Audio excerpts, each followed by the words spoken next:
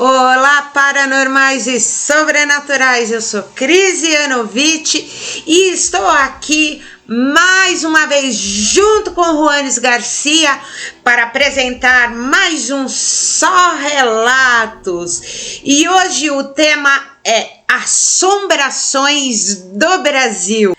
Mas antes de mais nada, vai lá, curte o nosso vídeo, se inscreve no canal, acione o sininho para receber as novidades, compartilhe muito esse vídeo e também manda o seu relato, manda a sua sugestão, ok?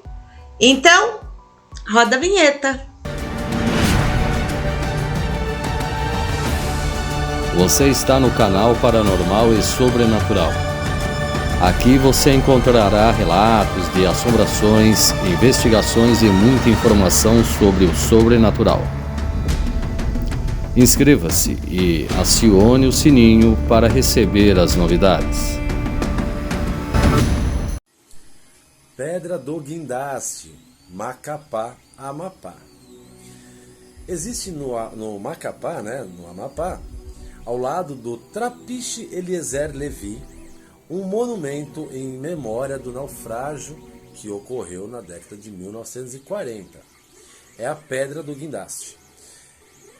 Além disso, também não faltam relatos de que é possível ver algumas vezes uma mulher nessa pedra que ela morreu no naufrágio.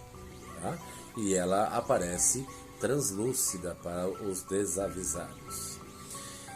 E há um relato na internet também, pode ser pesquisado, de um marinheiro que viu nessa Pedra do Guindaste uma cobra gigante de proporções imensuráveis. Contou esse marinheiro que devia ser maior do que um ônibus grande, né? E essa cobra, ela fica no local dessa pedra. E ela aparece quando a água começa a subir. E conta a lenda de que essa cobra ela toma essa água para que a pedra não seja encoberta. E é uma cobra gigante. E contam que se essa pedra for retirada desse local, a água pode subir desordenadamente, deixando o estado no fundo do rio. A rainha do Maranhão, Ana Jensen, de São Luís, Maranhão. Ana Jensen foi uma mulher que era muito pobre e que se tornou rica e poderosa lá na cidade de São Luís. Entretanto, o que deixou Ana Jensen notória foi o fato de que ela era muito cruel com seus escravos. Por exemplo, abandonando-os no fundo de um poço para que eles agonizassem até a morte. Mesmo que ela tenha morrido lá nos anos de 1860, conta-se que o espírito de Ana Jensen passa pela cidade em uma carruagem fantasmagórica que eventualmente desponta nas proximidades de Praia Grande. O nosso inscrito João de Deus, nascido em São Luís do Maranhão, conta-nos. Quando eu tinha por volta de 20 anos, nos anos 1970, trabalhava próximo ao cemitério do Gavião. Costumava ficar até por volta das 20, 21 horas em meu trabalho e nesse horário seguia para minha casa a pé. Era uma noite muito quente e abafada e estava ameaçando cair uma chuva daquelas quando eu voltava para casa. Graças a essa ameaça de temporal, muita gente saiu da rua a fim de se abrigar. Então, quando eu alcancei o cemitério do Gavião, o local estava quase deserto. Apertei o passo para que chegasse em casa antes daquela chuvarada que estava ameaçando. Daí comecei a ouvir um tropel de cavalos. Olhei em volta sem parar de andar e eu vi. Era uma carruagem toda preta com 4 cavalos igualmente negros, conduzida por um homem negro, parecia um escravo e estava sem cabeça. O homem estava todo coberto de sangue e conduzia aquele coche fantasma em grande velocidade. Eu corri como um maluco. mas ainda deu tempo de ver a carruagem irromper para dentro do cemitério.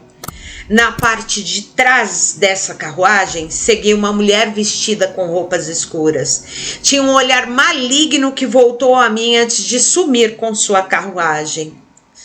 E não era outra, senão Ana Jensen. A Árvore Gameleira, Rio Branco, no Acre. O coronel Neutel Maia, ele é considerado o fundador de Rio Branco, no Acre, né? E parece ser também uma assombração recorrente desse local. Ele havia indicado uma gameleira centenária como ponto de apoio para o seu acampamento, né? E muitas testemunhas dizem que o fantasma dele ainda se encontra ao redor dessa gameleira aí, e até mesmo chama a atenção dos desavisados que passam por ali, né?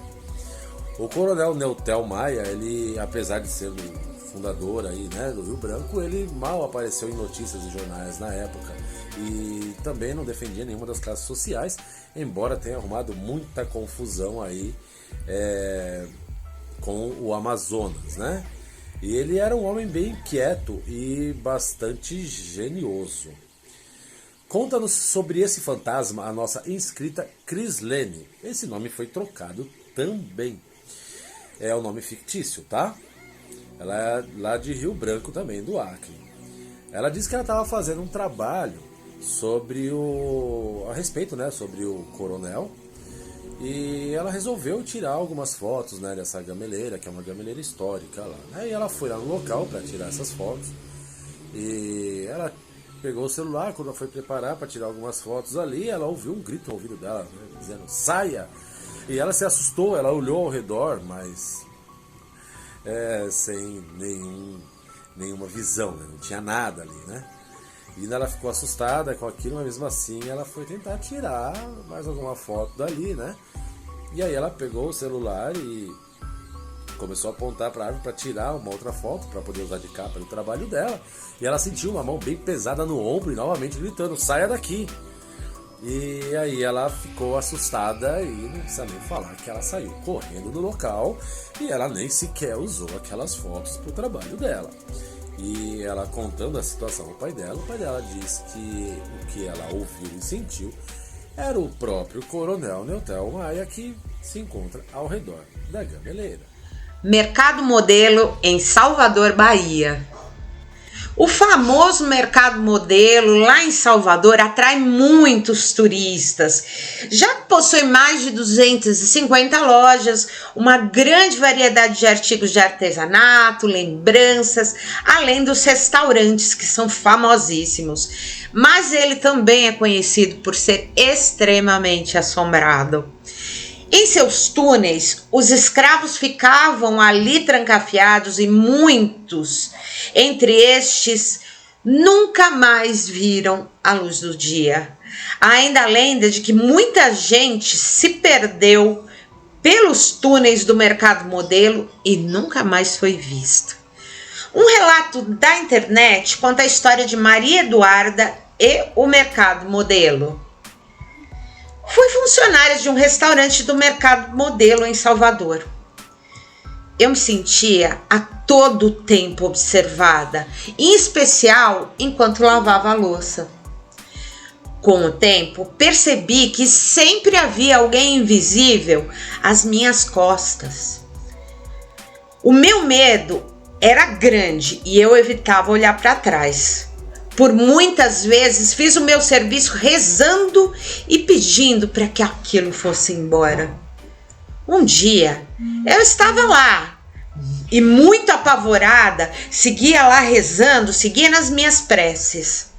A força daquilo estava muito mais elevada do que o normal e eu sentia todinho o meu corpo tremer.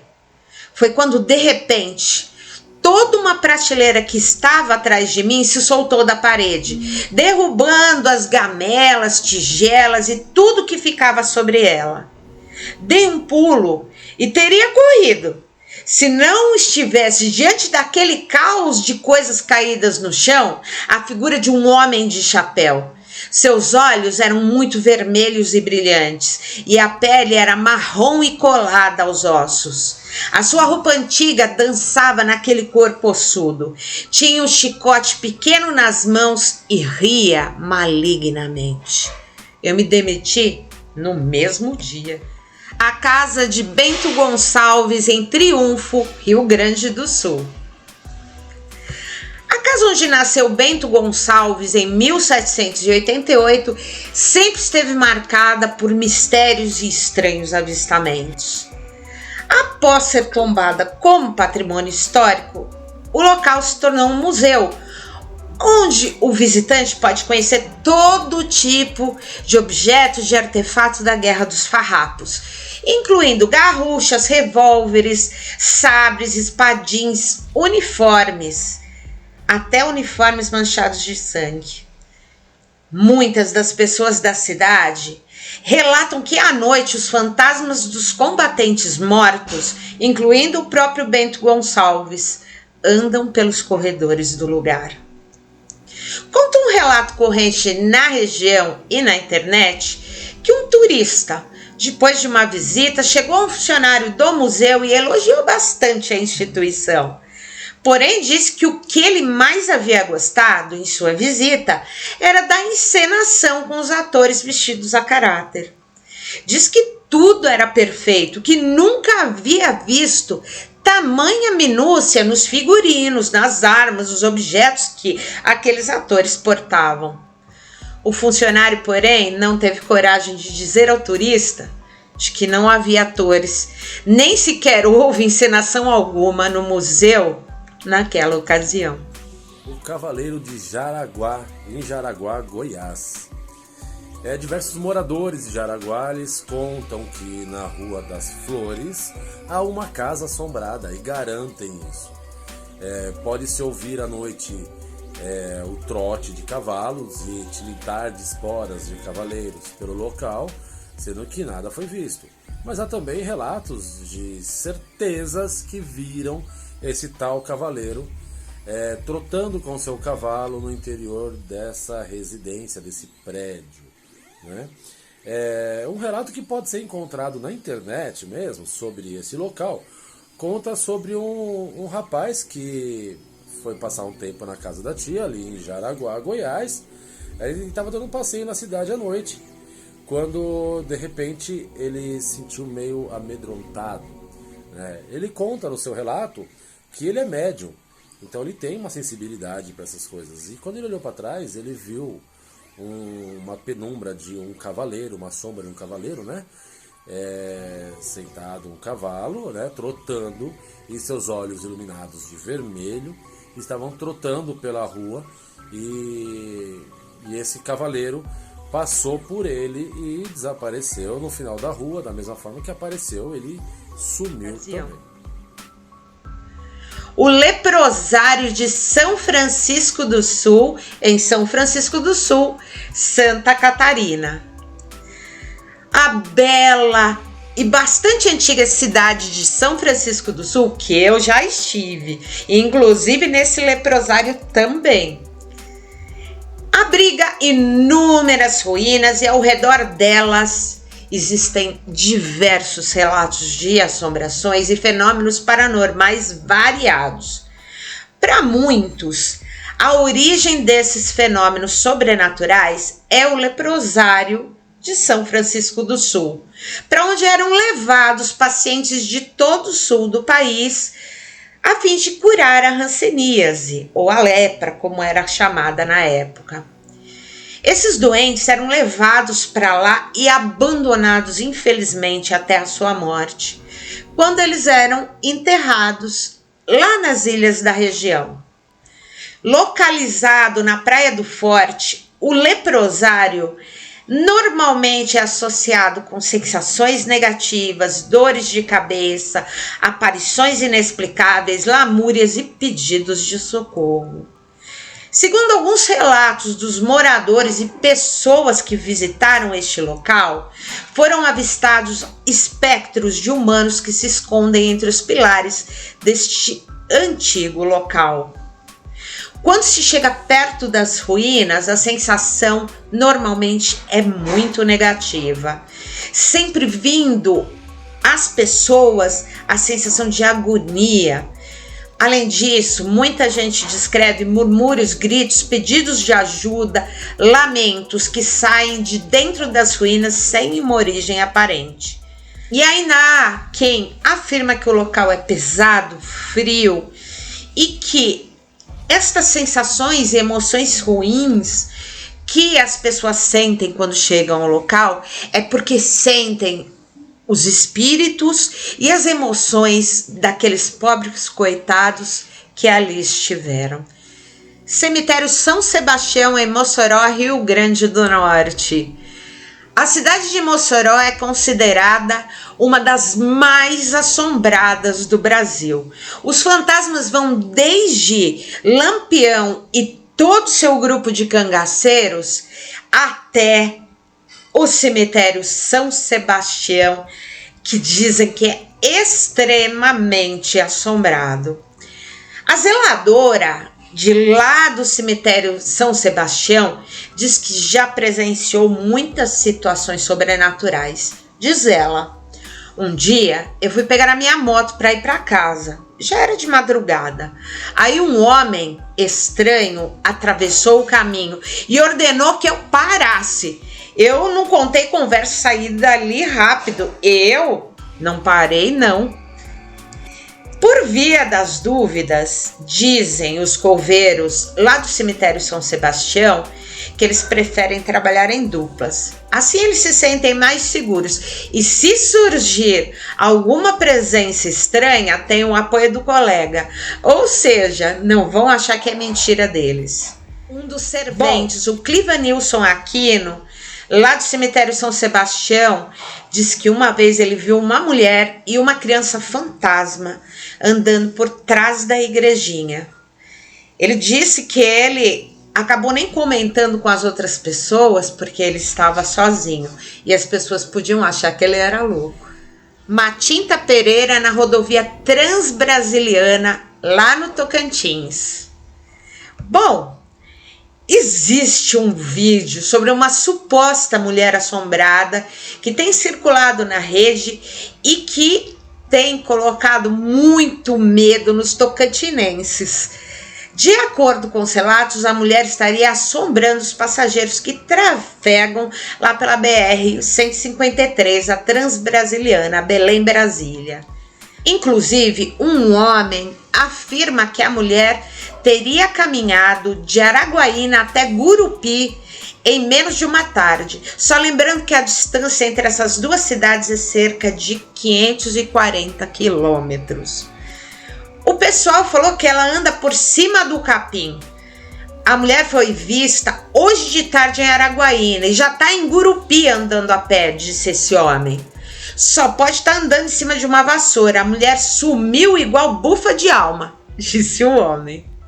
Um outro relato diz que um outro homem viu uma mulher parecida subindo em um coqueiro de costas na beira da rodovia. Você ouviu direito, de costas. Enquanto um outro carro que estava ali no mesmo momento diz que viu o braço daquela mulher se esticar até ficar com aproximadamente 3 metros de comprimento. Bom, disse que a mulher pede fumo nas casas das pessoas que moram ali margeando a rodovia, o que ocasiona uma certa semelhança com a lenda da Matinta Pereira, que é uma bruxa do folclore brasileiro que se transforma em ave, na maior parte das vezes uma coruja. Praia dos Padres, Guarapari, Espírito Santo. Essa praia ela é conhecida por ouvir sons de embarcações e pessoas na praia. Porém, quando chega ao local não se vê nada, nem pessoas e nem barcos, né? E essa praia ela tem esse nome porque conta que um grupo de padres foram chamados para poder ir nessa praia para fazer orações, para rezar, para que essas almas, né, esses espíritos parassem de fazer sons nesse local, para que não ficassem mais os sons e aparições de barcos, né, que não existiam, barcos fantasmas, né? Então deram esse nome para essa praia, Praia dos Padres.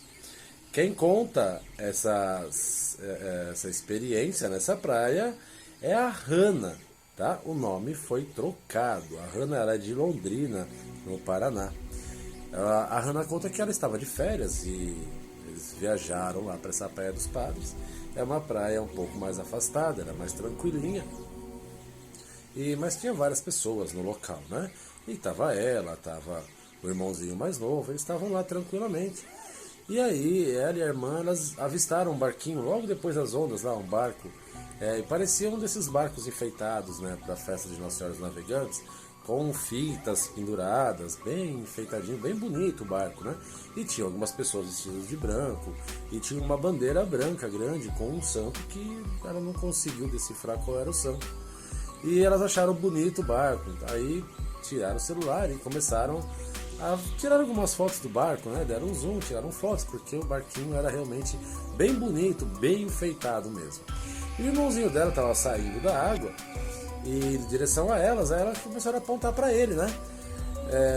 Para ele olhar lá para as ondas, né? Falou, olha lá o barquinho. Aí ele começou a olhar e não via nada. E elas falaram, tá lá, olha ali, o barco lá, olha lá, guri, olha lá o barco. E ele olhava e nada. Aí ele ficou irritado e foi lá voltar para a água, né? E depois ele falou que ele não viu nada, ele não viu nenhum barco. E realmente ele não tinha visto nada. E elas acharam estranho, né? Aí depois elas foram ver as fotos que elas tiraram do barquinho para mostrar para todos o barquinho. E não tinha nada nas fotos, não apareceu nenhum barco, nada do que elas fotografaram, registraram esse barco nessa praia. Escola de Música da Universidade Federal do Pará, em Belém do Pará. Este antigo prédio da Escola de Música da UFPA já foi palco de histórias de assombração contadas por ex-alunos. O terreno abrigava uma torre onde algumas pessoas com medo por causa das histórias sobrenaturais que contavam sobre o local acabaram deixando de frequentar por medo dos fantasmas. Uma dessas histórias foi contada pelo musicista Fabrício Castro. Ele relata que há muitos anos a orquestra ensaiava das 18h30 às 20h30. Quando já não tinha mais ninguém além do vigia, os alunos da orquestra e o professor. Quando estávamos executando uma das músicas, nós ouvimos o barulho de um piano, ou seja, de alguém tocando um piano. Parecia ser na sala do lado e aquele barulho estava começando a incomodar. Aquela melodia estava atrapalhando o nosso ensaio. Resultado, o nosso regente pediu para o Spala, o primeiro violino da orquestra, ir lá do lado e pedir para aquela pessoa parar de tocar aquele piano. No entanto, a sala do piano estava vazia e fechada. A sala do lado também não tinha ninguém. Ele foi de sala em sala procurando e não havia ninguém. Só as pessoas da orquestra. O vigia confirmou que não havia mais ninguém no prédio. Todo mundo ficou sem ação. Sentamos novamente, começamos a executar novamente a música e o piano voltou a tocar. E todo mundo escutou. E mandaram ele voltar de novo na sala. E o pobre Spala foi lá à sala e ele disse que não ia de jeito nenhum. Porque ele estava morrendo de medo. E a gente estava num misto de medo e até meio achando graça. Sorriso nervoso, né? No fim, o piano continuou a tocar. Mas não havia ninguém. Completou o musicista. Cemitério dos Caboclos, Maringá, Paraná. Esse cemitério, ele tem restos mortais, né, de mestiços e de índios. E o último sepultamento data de 1950. E existem vários relatos de assombrações nesse cemitério. E um dos relatos mais conhecidos são as misteriosas chuvas de pedra que caem nos telhados das casas ao redor desse cemitério, que está lá até hoje, inativo, mas está no local. O relato desse lugar vem da Terry, o nome é fictício, tá? A Terry, ela é uma investigadora paranormal de Curitiba.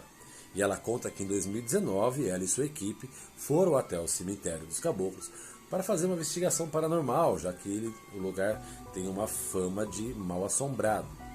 E eles estavam preparando, né, para começar a gravação, e no local tinha vários trabalhos de magia espalhados, né? Então eles queriam fazer uma coisa rápida ali, não queriam demorar muito, porque além de mal assombrado, era perigoso também estar ali, né? Então eles começaram a se preparar, era por volta de 8 da noite, já estava escuro, começaram a preparar para gravar tudo, né? E a Terry estava de costas para o cemitério, de frente para o câmera. E o câmera, quando ele foi começar a gravar, ele baixou a câmera e começou a gritar e apontar para trás dela. Ela virou para trás e a uma distância de uns 5, 6 metros dela, mais ou menos, tinha a penumbra de um homem, né? Ele era meio transparente, um homem alto, com roupa social rasgada, e ele era claramente um mestiço indígena, com aqueles cabelos indígenas compridos, né? Cabelo de índio comprido e todo sujo de terra, maltrapilho. E deu pra ver que ele estava muito nervoso e começou a gritar em direção dela, mas eles não conseguiam ouvir nada. E começou uma ventania muito forte, algo muito assustador. E a Terry e as pessoas que estavam com ela, sua equipe de investigação, ficaram aterrorizados, correram para os carros e foram embora rapidamente dali. Não esperaram para ver o que estava acontecendo, né? Lógico, eu também não ficaria. E foram embora rapidamente. E eles não conseguiram registrar nada do que aconteceu no cemitério, muito menos fizeram alguma investigação no local, que realmente estava mal assombrado. O lobisomem do Cajueiro Seco, em Jaboatão dos Guararapes, que eu também conheço, lugar maravilhoso, em Pernambuco, disse que supostos ataques estariam ocorrendo há 2 meses ou mais no bairro de Cajueiro Seco. Em meio aos becos, aos matagais e trilhos do metrô do bairro do Cajueiro Seco, em Jaboatão dos Guararapes, Pernambuco, uma criatura horrenda vem aterrorizando os moradores. Iluminado apenas pela luz da lua, o ser, batizado pela comunidade de lobisomem, está atormentando as madrugadas e deixando muitos sem dormir. Os uivos se iniciam exatamente à meia-noite. Não há coragem nem curiosidade que permita que as pessoas saiam para desvendar a identidade da fera. Enquanto isso, o pavor cresce proporcionalmente ao número de ataques na localidade. E o suspense e o mistério permanecem. Bom, policiais disseram que desconhecem o caso, mas não costumam sair à rua para procurar sobre isso. Conta um morador: eu estava voltando para casa sozinho. Era uma quinta-feira por volta da 00:30 e estava chovendo muito. No meio do caminho, eu vi aquele bicho. Pensei que fosse um cachorro, parecia um fila brasileiro ou maior que isso, sentado na calçada. Mas quando a chuva começou a ficar forte, ele começou a se debater e uivar.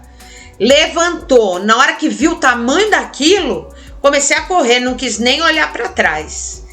Bom, ao lembrar do momento em que avistou o lobisomem, o cantor Isaac Marques, de 23 anos, não esconde aí o medo dele. Era pretão, da cor de um gabiru, todo peludo. Muita gente já estava comentando sobre ele. Eu não acreditava, pensava que era bobagem, que era mentira. Mas eu vi. Dizer que é lobisomem é difícil, mas eu não sei o que é. Só sei que não é gente. Fiquei muito assustado. Nunca vi nada parecido na minha vida. Andar sozinho pela rua por lá de noite? Nunca mais. Edifício Joelma, centro de São Paulo. Em 1º de fevereiro de 1974, houve o maior incêndio já catalogado no Brasil, a maior catástrofe, a maior quantidade de mortos. Foram um total de 191 passagens e mais de 300 feridos nesse incêndio. Um incêndio que começou no curto-circuito de um ar-condicionado. E contam que até hoje, né, o prédio ainda existe no Vale do Anhangabaú. Esse prédio mudou de novo, totalmente reformado, ele é totalmente seguro, mas até hoje relatam assombrações pelo prédio, vários acontecimentos e várias presenças de coisas inexplicáveis. Mas o terror desse local não começou com o Joelma. Em 1940, o professor chamado Paulo Camargo, eles tinham uma casa ali, tinha um poço, e esse professor matou a sua família, jogou dentro do poço e se matou no local. E antes disso, no Vale do Anhangabaú, existiam duas situações.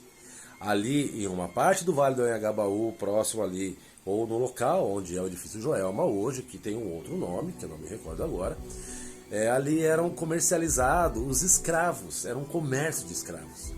E do outro lado do Vale do Anhangabaú, do outro lado do Viaduto do Chá, ali eram jogados escravos mortos, ali era um cemitério de escravos. Então, todo o Vale do Anhangabaú, inclusive ali onde está o edifício Joelma, é um local mal assombrado já desde a década de 1800, quando se negociavam os escravos naquele local.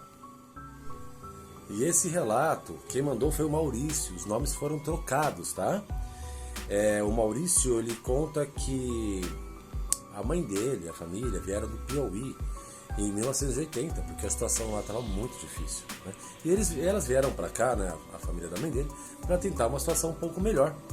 E elas conseguiram emprego na casa do senhor Euclides, e como empregadas domésticas, né, que era um emprego muito comum, né, ainda tem várias pessoas que trabalham com isso, é um emprego comum, e elas tinham pouco estudo, não tinham muito o que fazer, e conseguiram um emprego como empregada doméstica, e elas eram bem dedicadas ao serviço, e o seu Euclides, a esposa dele, sempre ajudaram a mãe dele, né, e explicando situações, ensinando coisas, já que elas não conheciam muito da cidade grande, né, porque elas vieram lá do interior do Piauí, e sempre ajudaram muito. E uma vez ele precisou que fossem fazer uma limpeza no escritório dele. E pediu para a mãe do Maurício se ela poderia ir lá, né? E como a situação estava bem complicada, eles estavam precisando de dinheiro realmente, então foi a mãe e a irmã, né? A tia Maria, foram juntas lá para limpar o escritório dele. E era num prédio no centro de São Paulo, elas não conheciam nada, o acompanharam. Isso foi em 1980, tá? E aí eles chegaram lá no prédio, no escritório, e elas começaram a fazer a limpeza, fazer a faxina, porque ele tinha trocado os móveis, mexido bastante coisa, então precisava limpar muita coisa lá. E elas começaram a fazer toda a limpeza, e aí o seu Euclides falou para ela esperar um minutinho que ele ia buscar alguma coisa para eles comerem, um lanche, né, um refrigerante, alguma coisa. E aí ele desceu e elas continuaram lá limpando. Daqui a pouco elas começaram a ouvir uns ruídos estranhos, uns barulhos diferentes, né? Algumas coisas bem esquisitas lá. E acharam bem estranho isso. E aí desses ruídos começaram a sair murmúrios, né? E depois lamentações. E dessas lamentações começou a se tornar gritos. E elas começaram a ficar muito assustadas. Aí elas correram pro elevador, porque elas queriam sair dali, porque eram gritos e mais gritos e assustadores. E elas não conseguiam chamar o elevador, elas apertavam o botão do elevador e como elas não conheciam muito bem aquilo, estava demorando e elas ficaram assustadas. Elas foram correr pela escada e elas viram que o som dos gritos vinham das escadas. Aí elas ficaram sem saber, elas ficaram desesperadas, elas se abraçaram, começaram a chorar, elas se agacharam chorando próximo ao elevador, porque elas estavam muito assustadas e não sabiam o que estava acontecendo. E foi nessa situação que o seu Euclides as encontrou quando o elevador chegou. Elas agachadas, abraçando, chorando. Ele acalmou elas, levou para casa e tempos depois elas foram descobrir que elas estavam dentro do edifício Joelma, em andares acima do local que estava pegando fogo no incêndio principal do Joelma. O barco fantasma, Baía de Chacororé, Mato Grosso. Conta os moradores, né, da região ali do Pantanal Mato Grossense que no século XIX uma embarcação afundou ali na Baía do Chacororé, matando todos os seus tripulantes e passageiros afogados. E desde então, nas noites de lua cheia, é possível avistar o navio fantasma. Ele ressurge das águas e eles avistam e ouvem esse navio. Conta também o nosso inscrito Manuel, ele contou uma situação sobre isso. O pai dele, quando era criança, devia ter por volta de 8 anos, né, ajudava o avô dele nas pescarias ali no Mato Grosso, né, no Pantanal ali. E numa certa noite a pesca estava indo muito boa, então eles não quiseram recolher a embarcação e continuaram pescando além do horário habitual deles.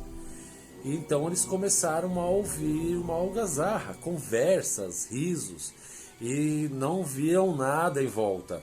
Não tinha ninguém, não tinha nada. E os risos, as conversas começaram a aumentar. E a água da onde eles estavam começou a ficar muito atribulada. Começou a levantar bolhas, como se algo fosse surgir da água.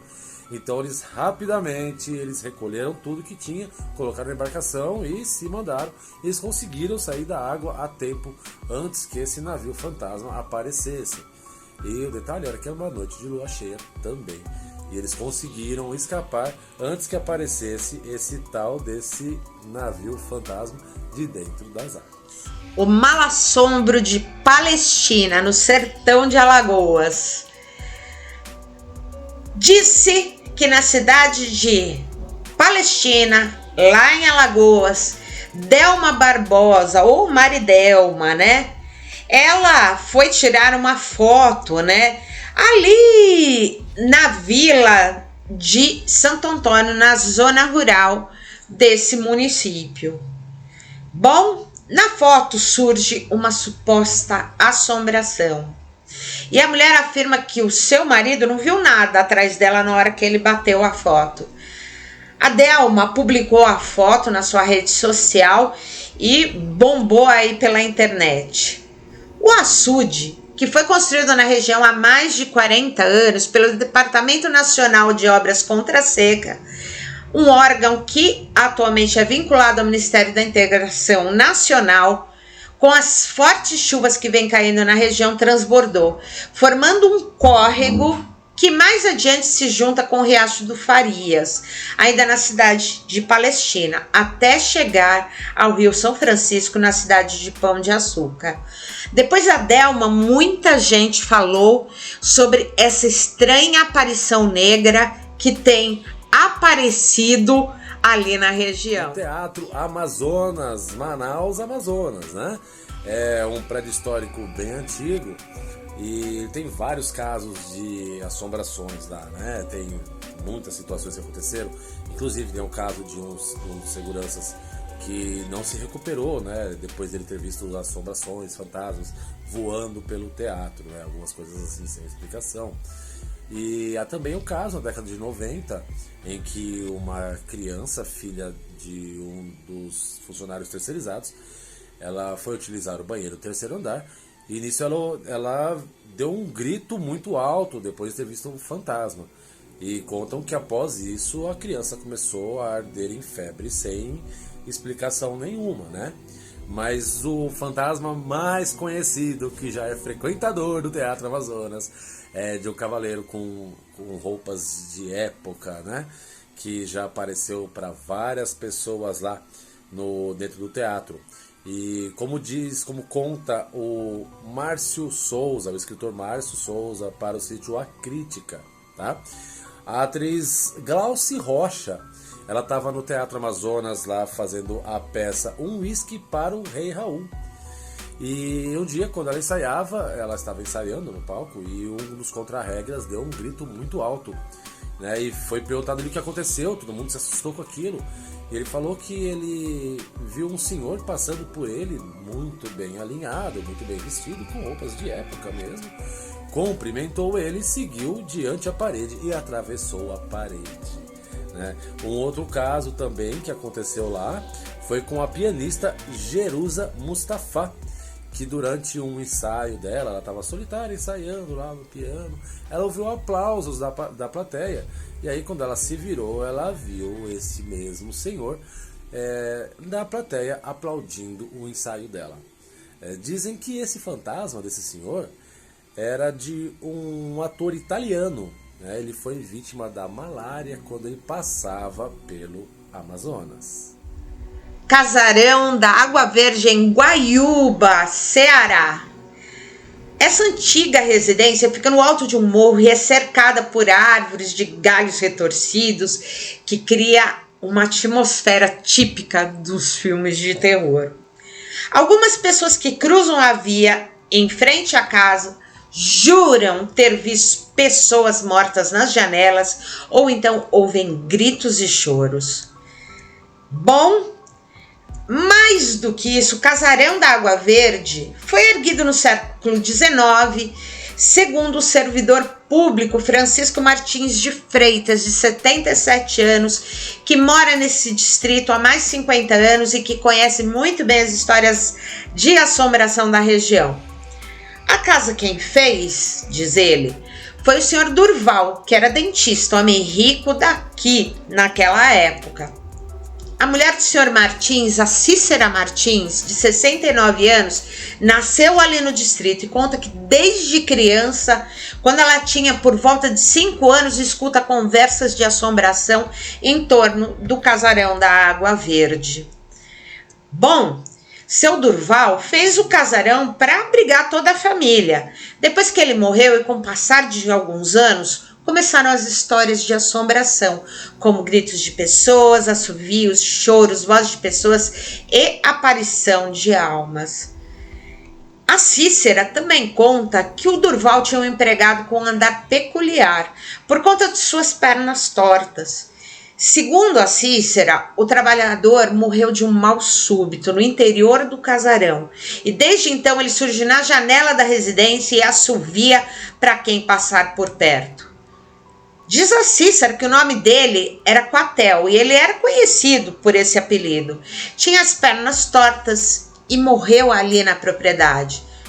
Só sei que morreu e o povo, desde quando era criança, que conta que ele aparece do nada assoviando nas janelas e nas portas.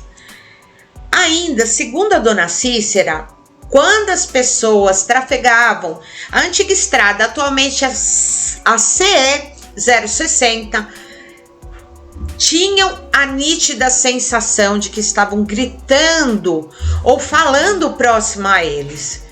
Muitos achavam até melhor ir por outra estrada e evitar esse casarão. Geralmente, estes sons e essas aparições, elas ocorrem na hora do crepúsculo ou então por volta, claro, da meia-noite.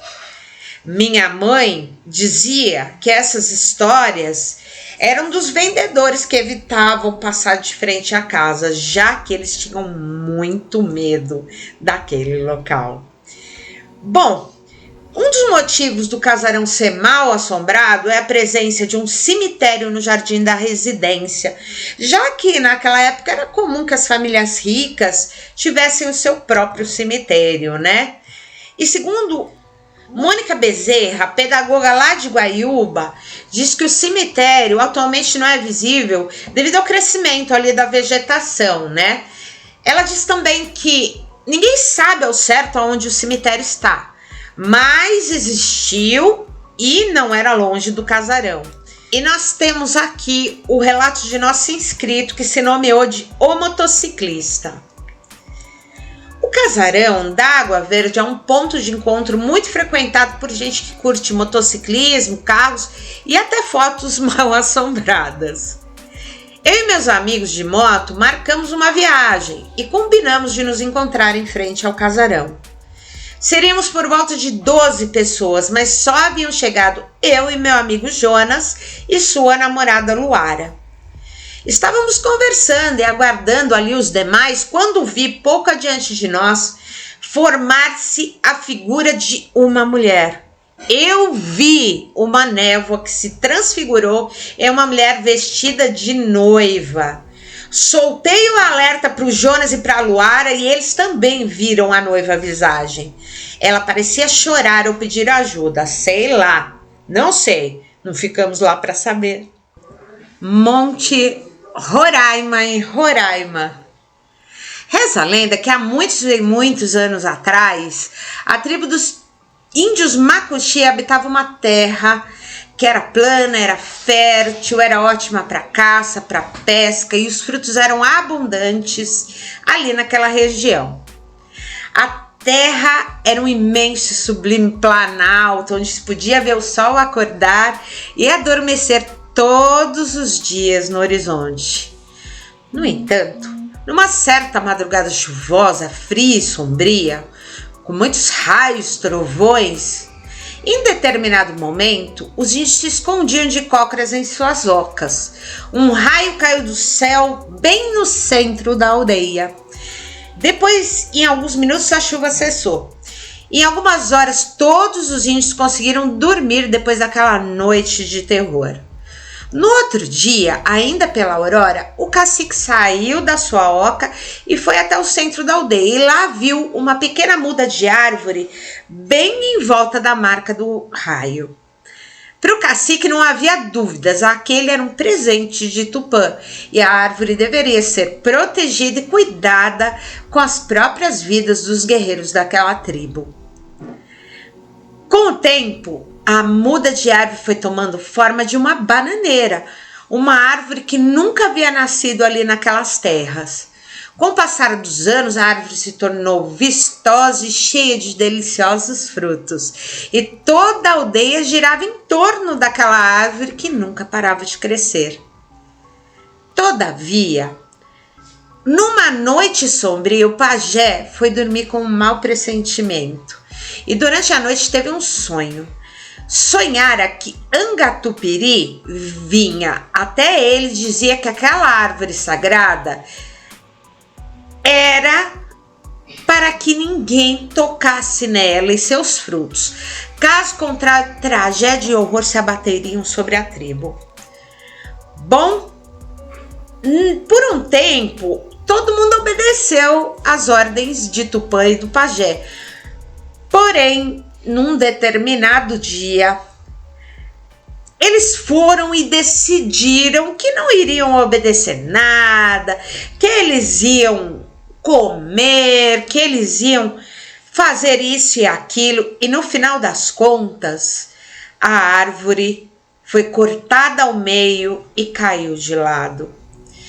Ninguém sabia quem tinha cortado a árvore, pois esse crime havia sido realizado de madrugada, enquanto todos estavam dormindo.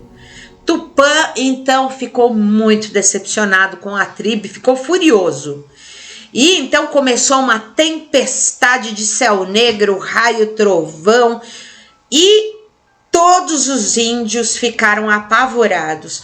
Os animais fugiram para todos os lados, e com o passar do tempo daquela árvore cortada, começou a brotar uma pedra que nunca parava de crescer, e ao longo de milhares de anos aquela árvore se transformou num grande e esplêndido monte, o Monte Roraima.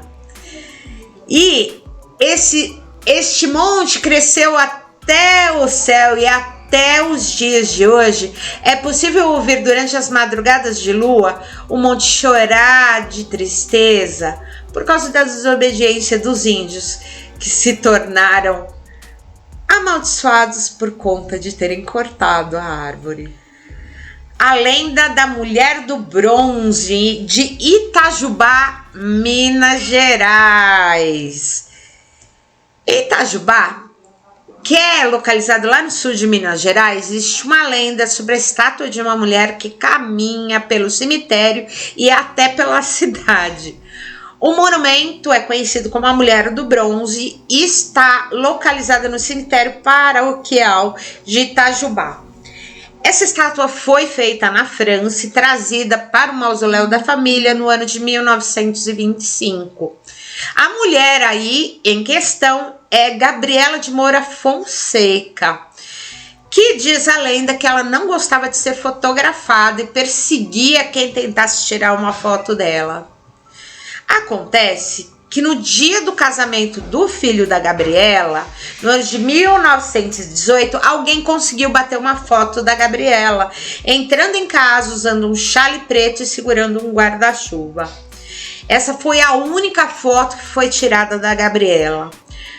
Logo depois, esta senhora faleceu de maneira misteriosa e o filho usou essa única foto que tinha dela para construir uma estátua, exatamente como a fotografia. A estátua foi construída, inclusive, em tamanho real e chegou somente ao túmulo de Gabriela 7 anos depois da sua morte. Conta-se em Itajubá que ladrões tentaram roubar a estátua, mas por conta do peso, os criminosos acabaram deixando a estátua em uma praça. E no outro dia, a cidade inteira entrou em pânico ao ver a estátua por lá. Ninguém queria levar a estátua de volta ao cemitério, porque muita gente acreditava que aquele monumento era amaldiçoado e o espírito da mulher estava procurando o fotógrafo que tirara a sua única foto em vida. A partir de então, toda vez que uma pessoa tira uma foto ou toca na imagem da mulher de bronze, vê a aparição de uma mulher usando chale preto e com um guarda-chuva na mão. O fantasma persegue a pessoa até que a fotografia seja apagada. Alguns moradores afirmam que na foto a mulher aparece conversando com alguém, por isso que ela está olhando para trás. Dizem que se você passar pelo cemitério e olhar a mulher de bronze de frente, os olhos da estátua brilham e a pessoa pode até perder a sanidade ao perceber que o monumento é realmente assombrado. A foto, inclusive, que inspirou a estátua, está lá no mausoléu onde está a sinistra mulher de bronze em Minas Gerais. Conta um relato da internet do sítio Mundo Sombrio. Na juventude de minha mãe, ela morava em Itajubá. E ela sempre conta uma história muito sombria sobre uma escultura do cemitério dessa cidade, Itajubá. Quando criança, lá pela década de 60, ela morava com a avó. Era uma mulher muito católica e dessas que não aceitam nadinha que não tenha relação com a igreja. Nada de histórias de assombração, nada de mortos que voltam, nada de monstros, nada de visagens. Caso ela ouvisse os netos falando sobre essas coisas, o castigo era certo e reto. Mas um dia na escola, minha mãe ouviu a história de que existia uma escultura mal assombrada lá no cemitério da cidade. Uma amiguinha dela contou que seu tio havia dado de cara com a senhora da escultura, passeando pela praça da igreja matriz na madrugada. E minha mãe, que nem sabia da existência da estátua, deu o maior trabalho para dormir à noite. Por fim, chorou tanto que sua avó levantou para ver o que estava acontecendo e ficou muito brava quando soube que tudo aquilo era por medo dessa bobagem da mulher de bronze. Em compensação, meu tio, que também era criança, achou aquilo muito legal e ficou toda aquela noite rindo dela por ter medo da história. No dia seguinte, era um sábado muito bonito e os primos da minha mãe chegaram em casa como de costume. Como era de costume todos os finais de semana. E o meu tio, criança arteira que era, contou para todas as crianças que minha mãe havia chorado de medo de uma escultura. Foi o suficiente para aquilo virar uma brincadeira sem fim. Todos riam muito da minha mãe. Entre os primos, havia um de 15 anos mais ou menos que lançou um desafio. E aí, o que vocês acham de nós irmos até o cemitério para enfrentar a tal estátua? Minha mãe, para não ser motivo de mais zombaria, ela acabou aceitando o desafio com os demais primos. Inventaram uma desculpa qualquer para os adultos e lá foram eles. Ao chegarem no cemitério, todos se encheram de medo, mas ninguém queria demonstrar que estava amedrontado. O grupo andou um pouquinho até encontrar a capela e, por fim, a estátua. Era impressionante de deixar muito intrigado. Era uma escultura de bronze em tamanho real, imponente, olhando para o lado segurando um guarda-chuva. O nome que estava lá, Gabriela de Moura, e havia no mausoléu uma foto idêntica à estátua. As primas de minha mãe ficaram muito assustadas e trataram logo de se afastando daquele ponto do cemitério, pois a mulher de bronze ali era muito sinistra. Os meninos ficaram tocando nela, imitando a sua pose, até que meu tio foi longe demais. Ficou dizendo que a estátua não era de nada. A insultou de todo jeito, dizendo que ela não saía do lugar. Ficou a alguns metros dela e chamou a tal para ir pegá-lo. Por fim, pegou um objeto e jogou na estátua. As meninas saíram do cemitério e puxando todo mundo para fora de lá. Os primos caminhavam em direção à saída do cemitério e ouviram um barulho de algo se quebrando. Eles correram muito até o portão e quando alguém teve coragem de olhar para trás, viram que havia uns rapazes rindo deles. Eles quebraram de propósito uma garrafa de vidro no chão, só para assustar a criançada. O dia escureceu e os primos de minha mãe decidiram passar a noite na casa da avó. Então todos se reuniram na sala e rezaram o terço junto com o vovó antes de dormir. Depois disso, as meninas foram para um aposento e os meninos para outro. Minha mãe se sentiu muito mais segura naquela noite por não estar sozinha. E meu tio não estava nem se lembrando da existência da mulher de bronze. Mas a mulher de bronze não se esqueceu dele. Durante a madrugada, meu tio acordou e foi beber água. Quando ele voltou para o quarto, sentiu a presença de alguém em pé, próximo da sua cama. Ele acendeu a luz, imaginando que era algum dos primos que estava querendo pregar uma peça. Entretanto, quando ele acendeu a luz, viu que a sua companhia era Gabriela, a mulher de bronze. Ele gritou desesperado e os meninos acordaram. Ela os olhou com muita ira e deixou seu recado. Não se aproximem mais de mim. Odeio ser perturbada. Antes que a avó deles chegasse, a mulher de bronze desapareceu. Quando a velha senhora ouviu essa história assustadora, ficou muito perplexa e tratou de levantar todo mundo da cama. Deu uma bronca terrível em todo mundo. Todos apanharam de vara de marmelo. Ela explicou que já tinha dito que com o sobrenatural não devemos brincar e nem mesmo mencionar, pois não sabemos até que ponto eles podem influenciar nossas vidas. Então colocou todo mundo para rezar e pedir perdão a Deus por perturbar uma alma.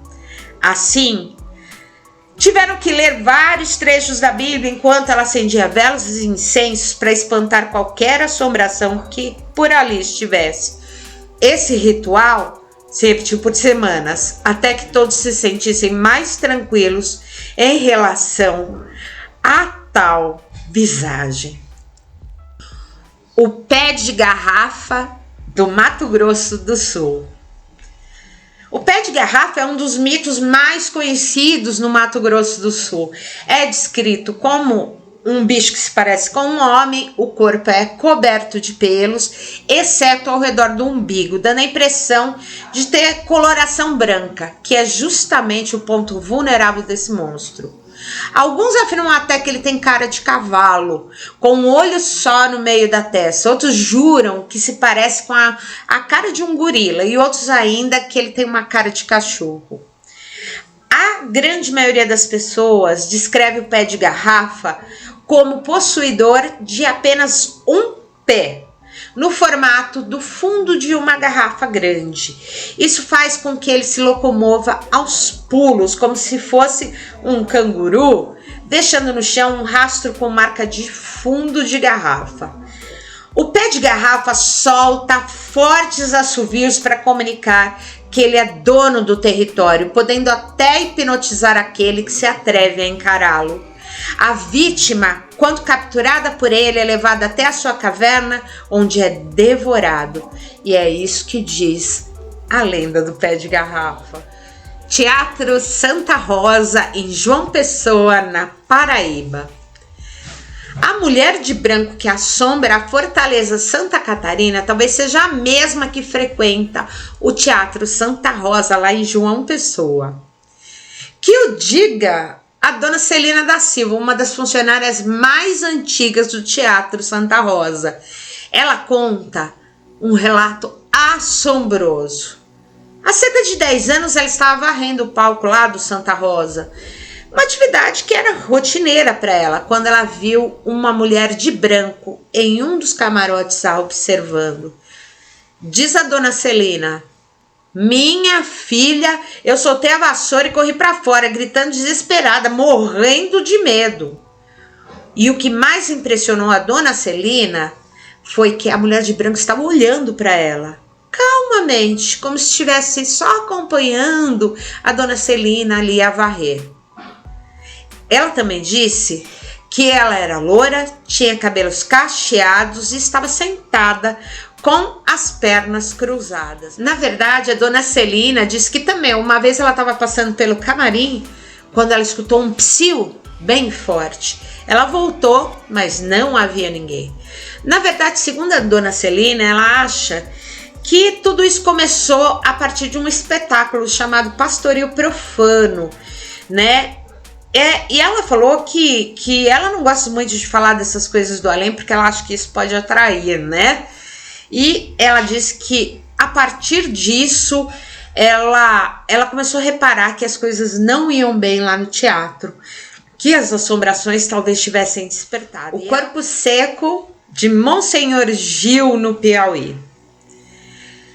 Conta-se lá em Monsenhor Gil a história de uma mulher de família rica e poderosa que viveu há muito tempo atrás, nos primórdios ali da cidade, e que era uma pessoa muito má. Após a sua morte, ela foi sepultada em um terreno que começou a ser utilizado como cemitério pelos poderosos ali do lugar. Até que, alguns anos depois, resolveram construir no lugar a igreja matriz Menino Jesus. Durante a construção da igreja, que levou 24 anos, foram removidos os restos mortais que jaziam nas sepulturas do terreno. Mas qual não foi a surpresa de todos que, quando foram desenterrar a tal mulher malvada, logo perceberam que o seu corpo, mesmo depois de anos e anos, estava intacto, sem nenhum sinal de decomposição. Logo a história se espalhou e todos deduziram que ela estava ali sem estar deteriorada, porque nem a terra quis saber do seu corpo. Bom, a história correu toda a cidade. E então todo mundo queria ver aquela figura. E por alguns dias ficou a mulher morta na igreja em construção. Neste período dizia-se que à noite ela saía vagando pelas ruas Monsenhor Gilenses. A população ficou toda assombrada. As autoridades religiosas tomaram uma decisão. A mulher, por ser maldita, não poderia ser enterrada no solo sagrado de um cemitério. Deveria ser sepultada no topo de um morro. E próximo à sepultura deveria ser erguida uma cruz.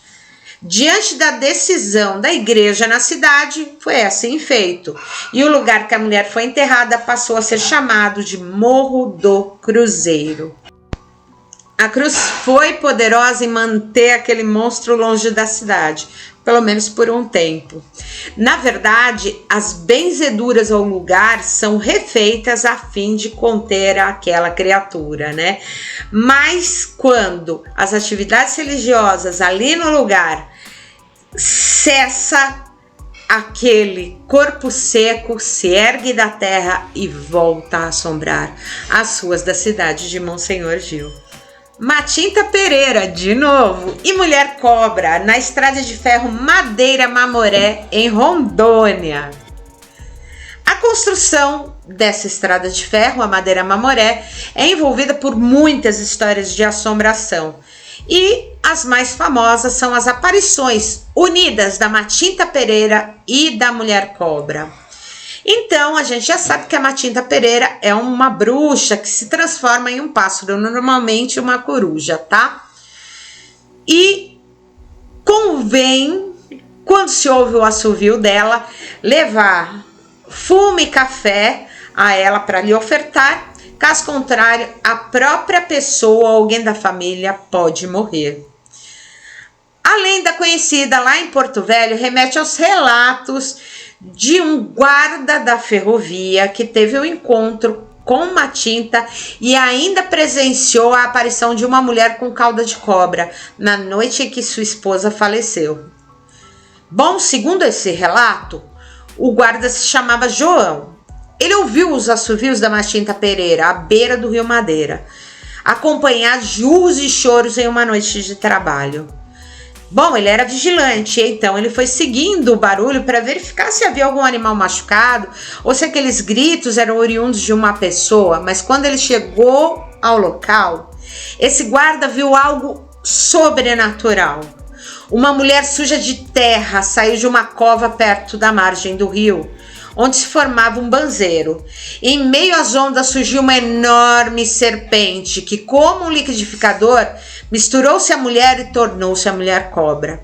Segundo a lenda, a Matinta Pereira e a mulher cobra percorrem até hoje, juntas, as ruas e avenidas da cidade, frequentam terreiros e levam terror e medo para quem as vê e ouve os assovios da Matinta Pereira.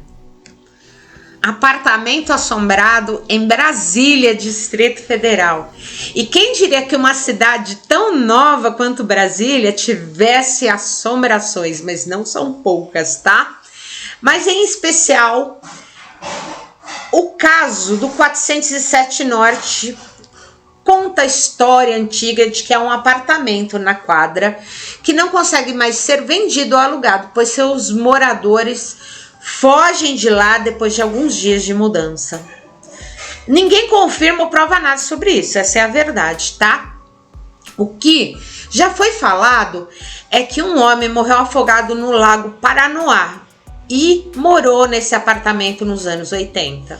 Conto e relato que o motorista do Ministério das Relações Exteriores morreu realmente afogado no lago. Ele morava no bloco N da 407 Norte com esposa e mais 4 filhos. De acordo com a apuração feita no jornal Correio Brasiliense da época, havia ido pescar com a sua pequena embarcação e virou a embarcação e ele não conseguiu voltar. Era a primeira vez que ele pescava em um barco na parte profunda do Lago Paranoá e havia ido acompanhado de mais 2 pescadores. A reportagem do Correio Brasiliense também destaca o fato que o peso de João e o fato dele estar de sapatos e calça social dificultaram a sua mobilidade durante o acidente. A família do motorista era do Rio de Janeiro. É possível que eles tenham voltado para a cidade natal depois dessa tragédia. Mas não há registros de qual era o apartamento que eles ocupavam, nem mesmo se esse é o local das supostas aparições fantasmagóricas. E assim estou encerrando esse vídeo dos relatos mal assombrados que ocorrem aí pelo Brasilzão afora. Já chegou até aqui, já deixa o seu like, deixa o seu comentário, compartilha nosso vídeo, se inscreve, manda para todo mundo que você conhece, manda para quem você não conhece, manda o seu relato pra gente também. Deixe o seu comentário aqui embaixo, isso é muito importante para nós. Já se inscreve, aciona o sininho para receber as notificações. Muito obrigado e até a próxima!